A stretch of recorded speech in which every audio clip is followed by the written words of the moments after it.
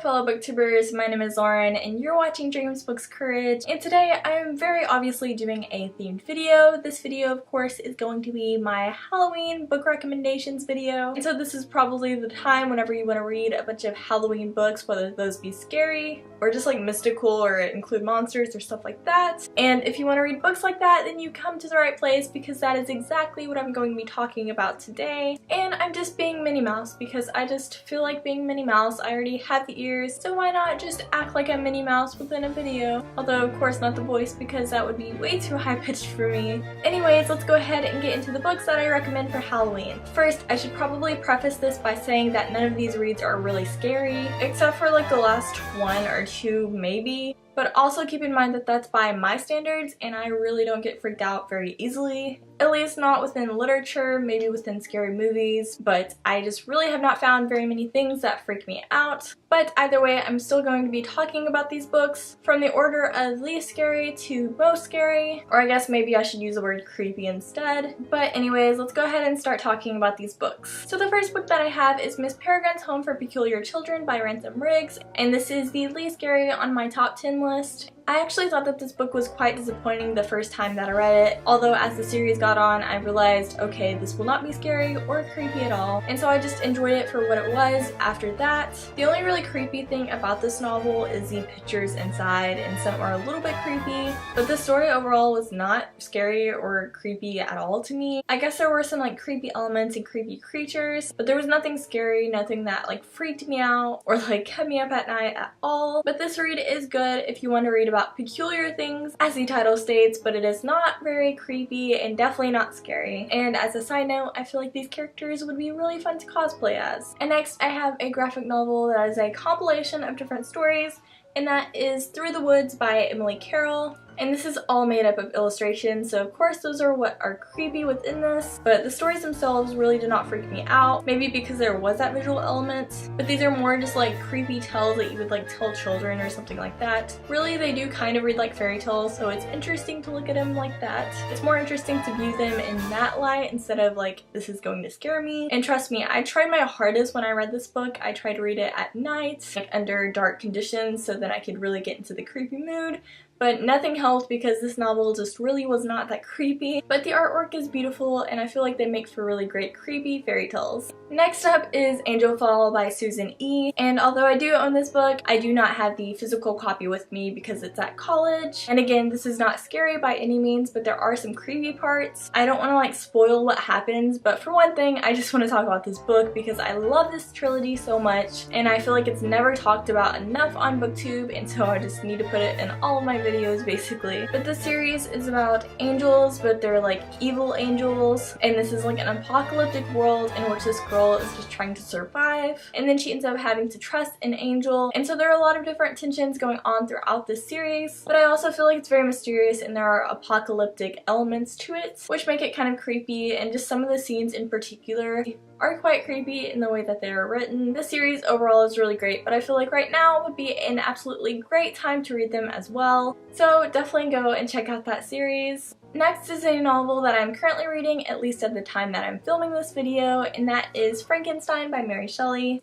If you've read Frankenstein, you know that this is not a creepy read, but to people during the time period that they were reading it, some like couldn't even handle it, which I think is crazy because this is nothing compared to today's world. But of course, if I was living in like the 1800s, I probably would have thought this was really creepy too. And it is a little bit creepy, but most of the reason why I featured this on this list is because there is of course Frankenstein's monster as pictured on the cover, and so it just has that theme of monsters.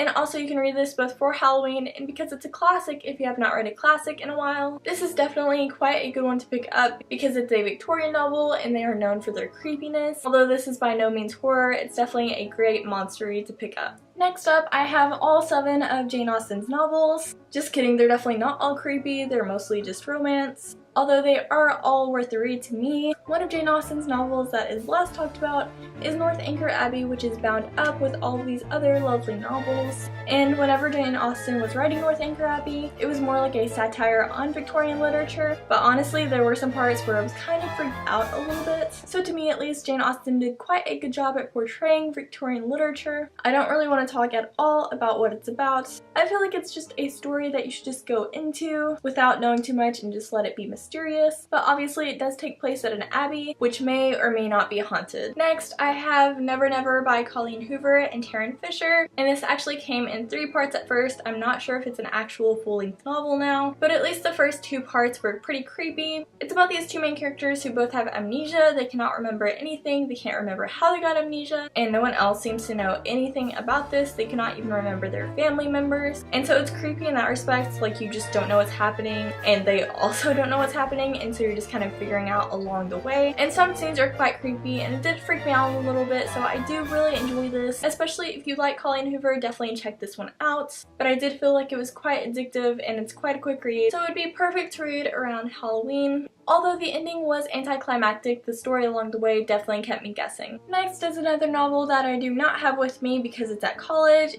and that is Gone Girl by Gillian Flynn. This isn't scary, but it is kind of creepy because it is a thriller, and both of the narrators are pretty unreliable, so if you like The Girl on the Train or you just like unreliable narrators, definitely check this one out. Plus, the writing style is really great, but yeah, the main characters are quite creepy, and it's such a well-written thriller that I really didn't know what was happening for like the first half of the book. And so even if you don't read it for Halloween necessarily, I feel like this is the perfect time of year to pick it up, and I feel like it'll probably creep you out, if only just a little bit. Next is the only book on this list that I have not actually read yet, but I still felt like it deserved a place on this list. Plus, I ran out of other books to put on this list, so why not include this one? And that is an anthology, which is Slasher Girls and Monster Boys, which is edited by April Genevieve Tuchok, but features 14 authors. I'm actually planning on reading this month. It just seems very creepy, especially this cover. Plus, there is a splatter of blood on the back, so I hope this is creepy. I really have not read any reviews on this, so I'm just hoping for the best. I would love to be scared to the point where I have to put the book down, but I feel like that's never gonna happen for me. But maybe I'm just reading the wrong books. I probably am, at least to be scared. But I'm hoping at least one of these 14 authors is able to scare you and me. And so that's why I'm putting it so high on my list, because I feel like the odds are pretty good with this book. And the second highest creep factor for me is Edgar Allan Poe's works. Obviously, it's kind of hard to say one in particular. This edition of his works is not everything that he's ever written, but it does have black pages, and it's just so pretty I had to pick it up. This is from the Penguin Horror edition. The Pit and the Pendulum is a pretty creepy read, I think, and also The Telltale Heart, of course. And I also really like The Fault, The House of Usher. There are just a lot of amazing reads with Edgar Allan Poe, and anything you read by him will definitely be creepy, but I'm just not sure how scary it'll be. Those are just a few of my favorites, but I feel like you can really just open this up and read whatever story or poem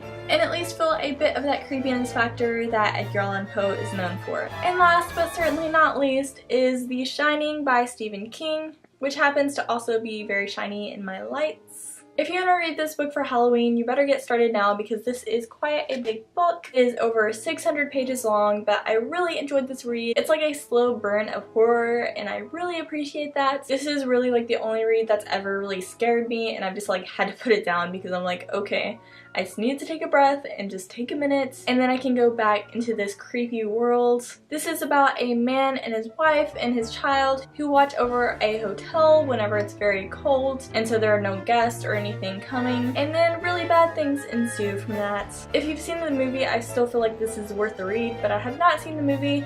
Maybe I should do it this year. But I really enjoyed this book, and Stephen King is a surprisingly good writer. Honestly, I didn't really think he would be since he publishes books all the time, but he still is. And this is definitely a classic horror novel that I would definitely recommend that you pick up, which is why it is #1 on this list. Thank you all so much for watching this video. I really hope you enjoyed it, and I hope that you get a little bit of Halloween inspiration for your reads. If you've read any of these books, definitely tell me your thoughts on them down below. And also, if you've read a very scary book that you feel like I should also read, definitely tell me down in the comments because I really want to read more scary books. Also, I would definitely recommend that you check out my Bookstagram account. I have a link to that down below because this month I am doing a theme for Halloween on my Bookstagram account, and I feel like you would enjoy it if you enjoyed this video. But anyways, thank you all so much for watching, and now I'm gonna go get back to reading.